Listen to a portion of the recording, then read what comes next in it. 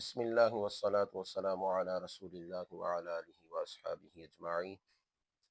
جس کعبہ معظمہ کا طواف کرنے کے لیے ہر مسلمان تڑپتا ہے اور ترستا ہے، کیا اس بندہ مومن کو یہ بھی پتہ ہے کہ اس کعبہ معظمہ سے آقا علیہ الصلوۃ والسلام نے ایک بندہ مومن کی عزت حرمت کو بلند فرمایا ہے؟ حضرت عبداللہ ابن عمر سے روایت ہے، آپ فرماتے ہیں میں نے آقا علیہ الصلوۃ والسلام کو فرماتے ہوئے سنا، آپ نے کعبہ کو مخاطب کیا اور آپ نے فرمایا ما اطیبکی و اطیب حرمتکی، ما اعظمکی و اعظم حرمتکی، اے کعبہ تو کتنا پکیزہ ہے اور تیری خوشبو کتنی پکیزہ اور عمدہ ہے، اور تو کتنا عظیم ہے اور تیری حرمت اور عزت کتنی عظیم ہے۔ لیکن اس کے ساتھ ہی آقا علیہ الصلوۃ والسلام نے فرمایا والذی نفس محمد بیدہ لحرمت المؤمن اعظم عند اللہ حرمتا منک،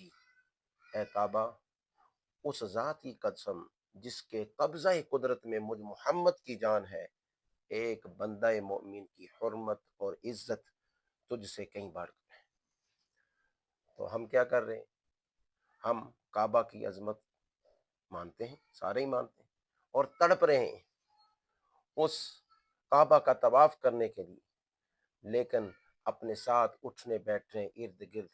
زندگی گزارنے والے اپنے مسلمان بھائیوں کو تنگ کر کے رکھا ہوا ہے، اور ان کی عزت کا ان کی حرمت کا ہمیں کوئی پاس نہیں ہے۔ تو کیا آپ سوچ سکتے ہیں کہ جو شخص 100 حج کر لے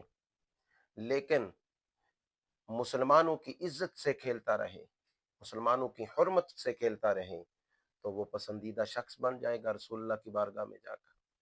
وہ مسجد نبوی میں چلا جائے گا اور آقا علیہ الصلوۃ والسلام اس سے خوش ہو جائیں؟ کبھی بھی یہ سوچئے بھی نہ کہ آپ یہ کچھ لے کر جائیں گے تو حضور سرور کائنات ہم سے خوش ہو جائیں گے۔ اس لیے سٹیپ بائی سٹیپ ہر شے کو لے کر چلیں